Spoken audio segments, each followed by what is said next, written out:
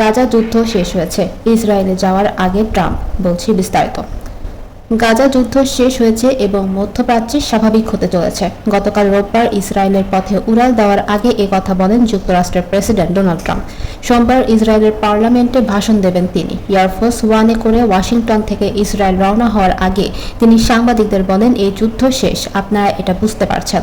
এই অঞ্চলের ভবিষ্যৎ সম্পর্কে জিজ্ঞাসা করা হলে ট্রাম্প বলেন, আমার মনে হয় সবকিছু স্বাভাবিক হয়ে যাবে। ট্রাম্পের উদ্যোগে ইসরায়েল ও হামাসের মধ্যে একটি যুদ্ধবিরতি চুক্তি স্বাক্ষরিত হয়েছে। গত শুক্রবার থেকে গাজায় যুদ্ধবিরতি কার্যকর হয়। যুদ্ধবিরতির অংশ হিসেবে সোমবার হামাসের জিম্মি মুক্তি দেওয়া শুরু করার কথা। বিনিময়ে ফিলিস্তিনি বন্দীদের মুক্তি দেবে ইসরায়েল। যুদ্ধবিরতি কার্যকর হওয়ার পর হাজার হাজার ফিলিস্তিনি গাজা নগরীতে নিজ নিজ ঘরে ফিরেছেন। যদিও 2 বছর ধরে চলা যুদ্ধ গাজা নগরীর বেশিরভাগ এলাকা ধ্বংসস্তূপে পরিণত হয়েছে। গত 2 মাসের বেশি সময় ধরে ইসরায়েল বিশেষ করে গাজা নগরীতেও প্রচণ্ড হামলা চালিয়েছে। নতুন যুদ্ধবিরতির পর আশা করা হচ্ছে এই যুদ্ধ শেষ হবে। রোববার টেলিভিশন প্রচারিত এক ভাষণে ইসরায়েলের প্রধানমন্ত্রী বেনিয়ামিন নেতানিয়াহু বলেন, আগামীকাল থেকে নতুন পথের যাত্রা শুরু হবে, একটি নির্মাণের পথে, একটি সৃষ্টির পথে, এবং আমি আশা করছি এটি হৃদয়ের সঙ্গে হৃদয়ের মিলন ঘটাবে।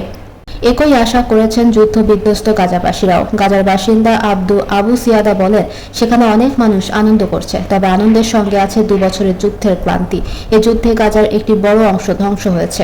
ইসরায়েল সরকারের মুখপাত্র শোস বেদ্রোশিয়ান বলেন, তার সরকার আশা করছে সোমবার ভোর থেকে জিম্মিদের মুক্তি দেওয়া শুরু হবে এবং জীবিত 20 জন জিম্মিকে একসঙ্গে মুক্তি দেওয়া হবে। যুদ্ধবিরতি চুক্তি অনুযায়ী হামাস স্থানীয় সময় সোমবার দুপুরের মধ্যে বাকি জিম্মিদের মুক্তি দেবে। ইসরায়েলের জিম্মি সমন্বয়কারী গাল হার্স বৃহস্পতিবার বলেছিলেন, মারা যাওয়া যেসব জিম্মির দেহাবশেষ হামাস খুঁজে বের করতে পারেনি সেগুলো খুঁজে বের করতে একটি টাস্ক ফোর্স গঠন করা হবে। রোববার ওয়াশিংটন থেকে রওনা হয়ে ট্রাম্পের সোমবার ইসরায়েলে পৌঁছানোর কথা। ইসরায়েলে পৌঁছানোর পর ট্রাম্প দেশটির পার্লামেন্ট নেসেটে ভাষণ দেবেন। সেখান থেকে তিনি মিশরে যাবেন। গাজা যুদ্ধ বন্ধে ট্রাম্প যে পরিকল্পনা দিয়েছেন সেটি নিয়ে আলোচনার জন্য মিশরের শারম আল শেখ রিসর্টে বিশ্ব নেতাদের সঙ্গে একটি সম্মেলন করবেন তিনি। 20টিরও বেশি দেশের নেতারা আন্তর্জাতিক এই সম্মেলনে যোগ দেবেন। ফিলিস্তিনি কর্তৃপক্ষের প্রেসিডেন্ট মাহমুদ আব্বাসও এই সম্মেলনে উপস্থিত থাকবেন বলে জানা গেছে।